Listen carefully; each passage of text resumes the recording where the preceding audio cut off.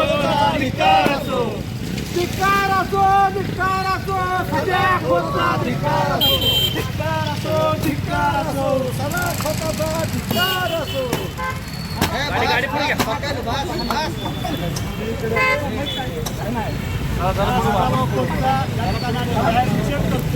त्यांना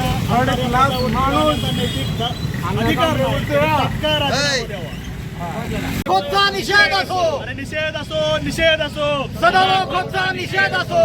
माफी मागा, माफी मागा, सदाभाऊ खोत माफी मागा. अरे माफी मागा, माफी मागा, सदाभाऊ खोत माफी मागा. माफी मागा, माफी मागा, सदाभाऊ खोत माफी मागा.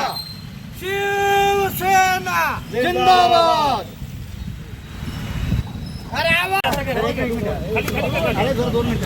जर मुख्यमंत्र्यांच्यात नैतिकता शिल्लक असेल, खरोखर मुख्यमंत्र्यांच्यात नैतिकता शिल्लक असेल आणि राज्याबद्दल आणि विद्यार्थ्यांच्याबद्दल असतील तर मुख्यमंत्र्यांनी या सदाशिव खोतचा राजीनामा घ्यावा. आवाज कुणाचा? शिवसेनेचा. अरे ताकद कुणाची? शिवसेनेची. खरं तर सदाभाऊ खोत यांच्या भाऊ म्हणा नका हो, सदा खोत म्हणा. भाऊ म्हणायच्या लायकीचा नाही. सदा खोत माफी माग.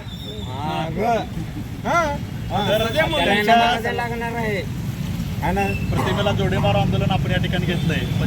शिवाजी महाराजांच्या प्रतिमेला एवढी त्याची लायकी नाही.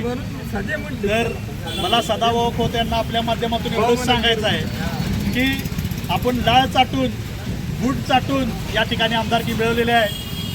आपल्याला त्या पदावरती राहण्याचा नैतिक अधिकार नाही.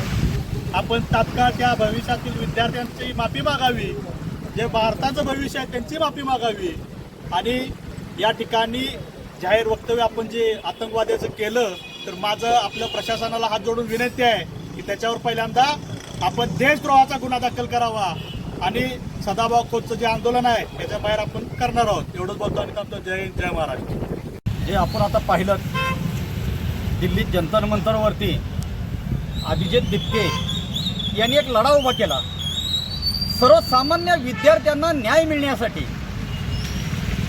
नीट असो, TET असो, ह्या पेपर परीक्षा फुटीमुळं जे 21 विद्यार्थ्यांचं बलिदान गेलं त्या टेन्शनमुळे त्यांनी आत्महत्या केली. हा जो लढा उभा राहिलाय तो सर्वसामान्य घरातल्या प्रत्येक कुटुंबातल्या मुलांना न्याय देण्यासाठी लढा उभारलाय. तो कुठला राजकीय लढा नाही. त्या लढा उभारत असताना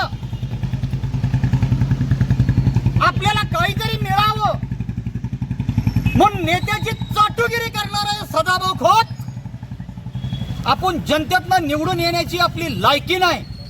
अहो तुमच्या पण घरी माया बहिणी आहेत, मुलीबाळी आहेत. त्या मुलीची कपडे फाटली त्याच्यावर बोलण्याचं तुमचं धाडस झालं नाही. काही पोलिसांच्या लाठी मारात एका मुलीचा जीव गेला. अनेक विद्यार्थ्यांना तिथं लाठीचार अमानुष मारहाण केली. तेव्हा कुठे गेलता? आणि तुमचे नेते म्हणतात महाराष्ट्राला बदनाम करू नका.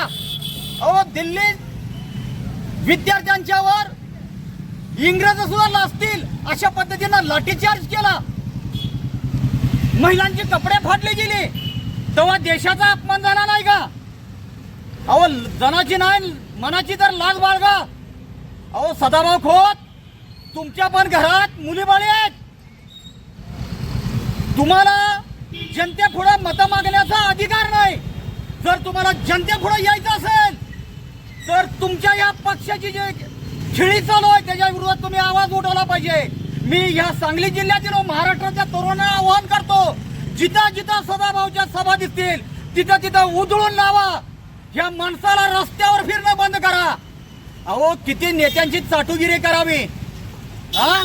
इंग्रजांना लाजवेल, जनरल डाय सुद्धा फिक्का पडेल इतका अमानुष छळ केला तुम्ही. आणि काय झालं की विरोधकांची नाटक आहेत. विरोधक हे उपसत आहेत.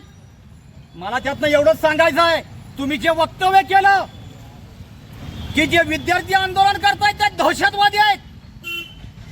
अहो, ह्याच दहशतवाद्यांनी तुम्हाला मतदान केलं होतं. कुठल्या तोंडाने दहशतवादी म्हणता? तुम्हाला जनतेपुढं फिरण्याची तुमची लायकी सुद्धा नाही. इथून पुढे कधीही शिवसेना उद्धव बाळासाहेब ठाकरे हा पक्ष असली कृती सहन करणार नाही. जिथं दिसाल तिथं तुम्हाला जाब दिल्याशिवाय उत्तर दिल्याशिवाय आम्ही राहणार नाही. एवढंच बोलतो.